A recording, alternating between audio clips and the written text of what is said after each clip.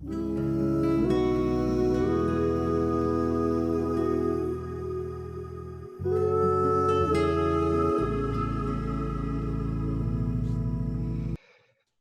et bienvenue dans cette nouvelle interview consacrée à la résilience et plus particulièrement sur la capacité à rebondir suite au Covid-19. Alors, l'objectif de cette série d'interviews, c'est d'inspirer afin de rebondir dans cette période d'incertitude qui est plus ou moins anxiogène et grâce à nos propres ressources. Aujourd'hui, je reçois Géraldine Lemoine, qui est sociologue et qui anime des formations en communication collaborative, en développement de la créativité et aussi qui travaille sur la prévention du stress. Et Géraldine est également co-auteure avec Gilles Tonneau du livre Toxic Handlers, qui traite du sujet des générateurs de bienveillance en entreprise. Et ses collaborateurs managers, ces Toxic Handlers, sont susceptibles aussi d'accompagner les organisations dans la gestion de la crise. Ils sont notamment porteurs de résilience au sein de leurs équipes. Géraldine, comment vas-tu? Je vais bien, ma foi. Je vais plutôt bien. Je vais Ouais, plutôt bien cette rentrée. d'accord. Alors, cette rentrée, c'est super que ça se passe bien. Et de manière plus générale, par rapport à cette période Covid-19, comment tu vis cette période? Alors, l'annonce du confinement est arrivée juste avant une période de vacances pour moi. Donc, c'était assez étrange d'être chez moi et en même temps pas en vacances. Mhm. Bien évidemment, toutes mes activités professionnelles d'animation, de formation se sont arrêtées du jour au lendemain. Et en même temps, j'ai la chance de vivre dans un appartement avec une terrasse. Je crois que c'est un point extrêmement important.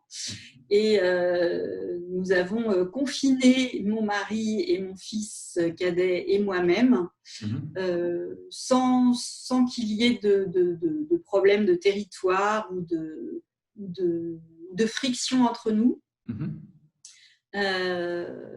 Voilà, ça c'était pour la partie perso. Et pour la partie pro, c'est vrai que donc, tout s'est arrêté du jour au lendemain.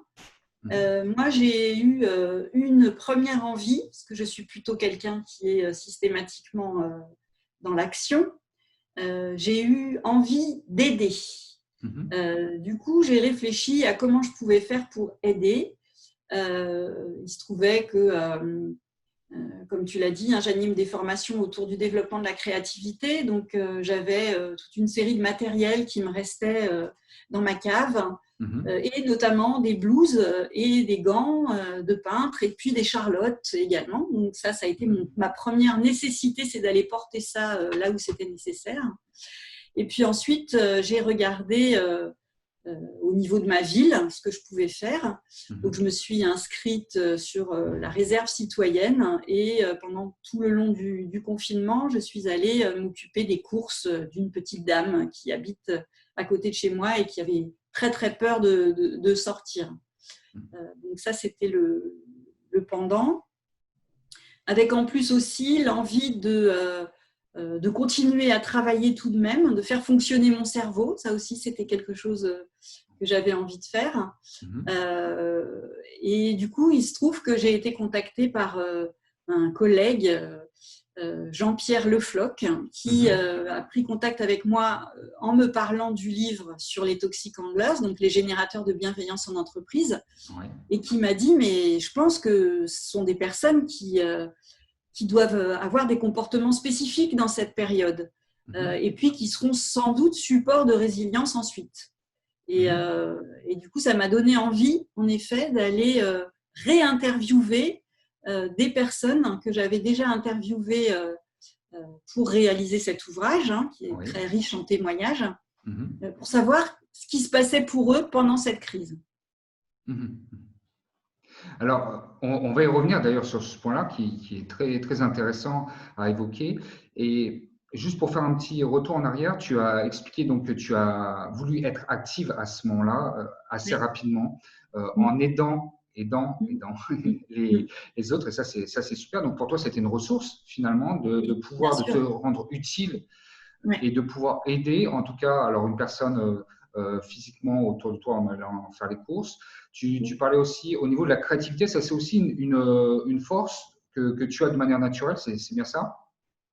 C'est aussi une activité professionnelle que j'ai. Ouais. Donc, mais là, c'était vraiment très concret et très pragmatique, hein. Je suis allée récupérer, encore une fois, dans ma cave des blouses et des charlottes, et je suis allée les porter là où on m'a dit d'aller les porter, à l'hôpital à côté de chez moi, où il y avait un besoin, parce qu'il allait y avoir une petite unité d'accueil Covid-19 et qu'il n'y avait pas, encore une fois, assez de blouses, assez de charlottes, assez de gants pour équiper les soignants qui allaient accueillir les personnes éventuellement à tester ou à détecter porteurs du Covid-19. Et pour moi, moi, je pense que c'était vraiment, au-delà de la créativité, c'était de continuer à apprendre, d'être dans l'action et de continuer à apprendre et de faire de cette période d'arrêt total de mon activité professionnelle une occasion de continuer à apprendre. D'accord, continue à apprendre. Donc ça, en fait, ça, c'est une de tes forces, hein, c'est ça, d'apprendre, Oui. d'avoir toujours envie Oui. d'apprendre. Et là, Oui. tu as appris ou découvert quoi de Oui. particulier? Oui. C'est Bon, vraiment, en effet, quand tu parles de force, c'est exactement ça. Enfin, ouais. c'est aussi ce qui m'anime.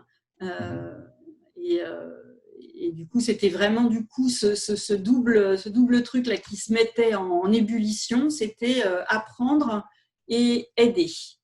Apprendre à aider. Et au niveau de Apprendre et aider. l'apprentissage, ça a été sur quoi?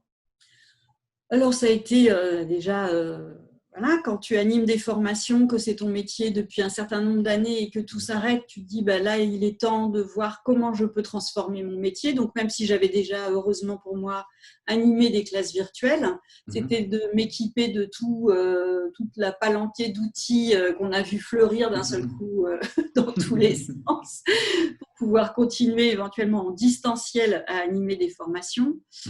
C'était éventuellement me former à un outil complémentaire pour animer des équipes d'une façon différente. Voilà, je crois que c'est déjà ça. Et puis continuer aussi une activité physique. Et là, j'ai été aidée moi-même par une enseignante de Pilates qui, elle aussi, évidemment, s'est retrouvée totalement à l'arrêt et a immédiatement organisé des cours en distanciel pour continuer à être avec ses élèves et continuer à animer des cours, etc. Voilà, il y avait vraiment une espèce d'ébullition comme ça de, bien sûr, on nous met à l'arrêt, mais nous allons résister à cette mise à l'arrêt. Donc, en effet, en tout cas, la ligne directrice, on peut dire, c'est que tu as été très active finalement pendant tout Ouais. ça, à la fois physiquement, comme tu l'expliquais tout à l'heure, et aussi mentalement, en Ouais. continuant, voilà, Ouais. d'utiliser en tout cas tes ressources et d'apprendre. Ouais. Et puis une dernière chose aussi qui fait partie de mes forces, je pense, c'est l'humour. C'est-à-dire que nous avons beaucoup ri avec mon mari et mon fils en organisant des concours de cuisine tous plus débiles les uns que les autres, en ayant évidemment créé des groupes WhatsApp dans tous les sens pour continuer à être en contact avec nos amis. On a continué à rire, on a continué à faire des dingueries de chez nous et en même temps en les montrant aux autres, quoi. Je pense que le fait d'être en lien, ça aussi, c'était, même si on ne pouvait plus l'être physiquement, c'était Ouais. également extrêmement, une énorme ressource de continuer à être en lien avec cette force autour de l'humour. C'est vrai que c'est essentiel par rapport à plusieurs interviews ou plusieurs échanges que j'ai déjà faits. Et ça revient très fréquemment, le lien, le contact social est prépondérant et fondamental, en tout cas pour garder une capacité de rebondir justement et d'avancer. Et le point, donc la force que tu as utilisée aussi, l'humour, ça aussi, c'est essentiel. C'est vrai que j'ai eu l'occasion, pour le coup, d'interviewer une humoriste, Florence Mendes, et elle disait que son métier prenait un tout autre sens, mais très, très important. C'est vrai que les humoristes ont vraiment, pendant le confinement, été très au devant de la scène. Et Ouais. c'était une ressource très importante pour la plupart d'entre nous, en fait, d'assister, de voir et de relativiser à certains moments certaines étapes difficiles. Euh, alors pour poursuivre, par rapport à ce que tu as dit tout à l'heure, justement sur tes interviews que tu as menées Ouais. suite à ton Toxic Handlers, en tout cas, pendant cette période de… Ça a été pendant le confinement ou juste après C'était presque à la fin du confinement. On avait déjà une date qui était validée, donc je pense qu'on était quand même déjà dans une forme de délivrance préalable à la vraie délivrance. Mais ceci étant, voilà, je les ai interviewés sur ce qui s'était passé pour eux et où ils en étaient au moment où je les interviewais, quoi, qui était en effet juste avant de repartir dans la nature. Alors, les Toxic Handlers, comme tu l'expliquais tout à l'heure en préambule, c'est aussi ces porteurs de résilience, notamment en entreprise en tout cas. Quelles sont les ressources que tu as pu déceler chez eux? Alors, il y a vraiment une forme de confiance.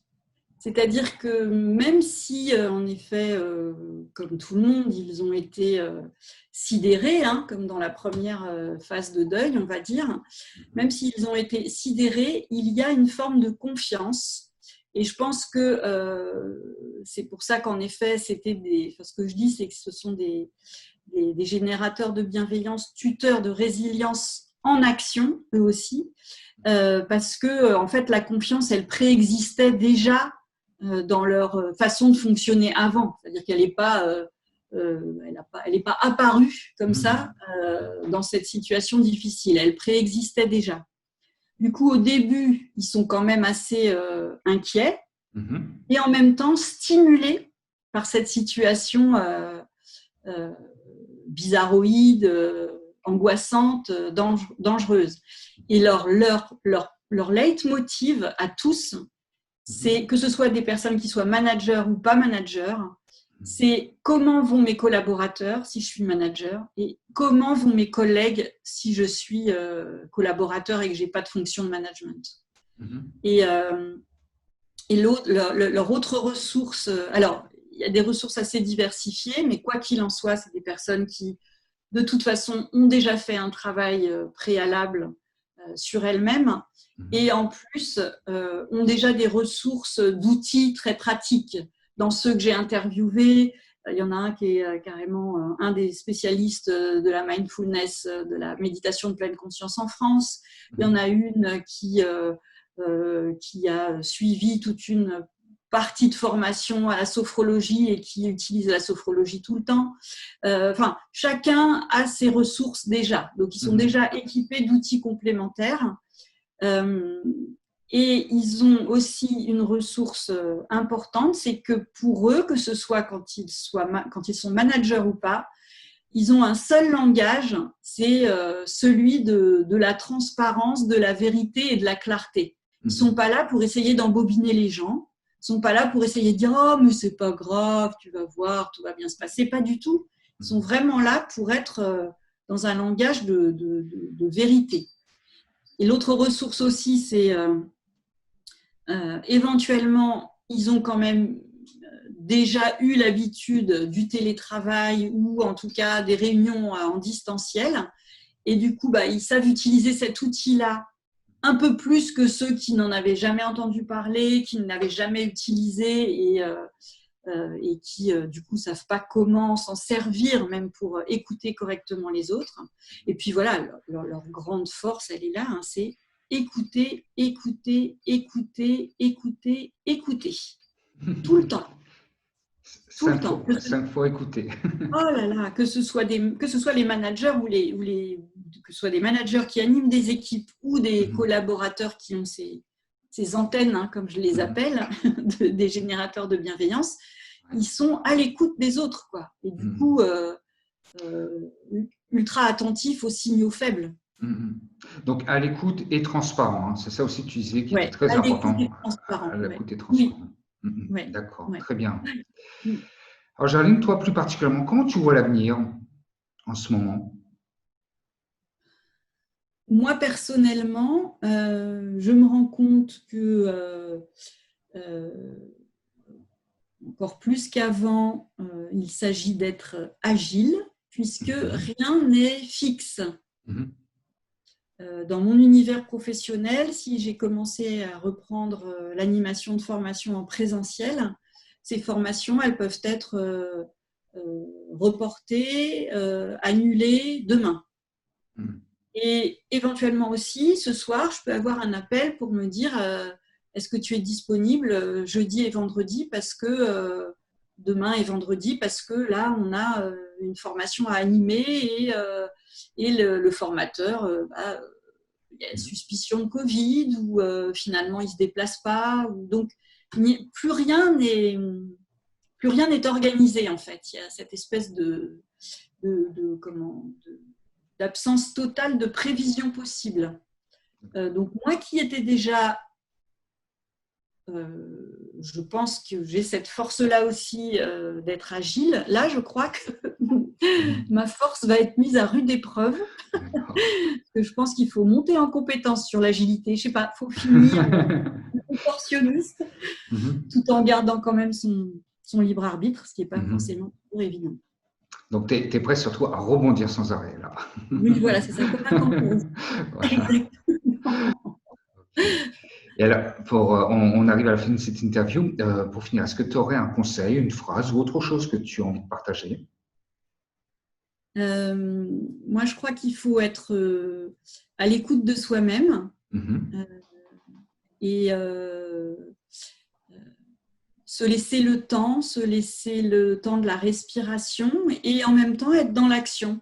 Ne pas se dire je vais tellement m'écouter que je vais être les yeux rivés sur mon nombril. Je pense qu'être dans l'action, ça permet aussi de faire baisser la pression par moment et puis d'être efficace et encore une fois à l'écoute des autres. À l'écoute des autres aussi.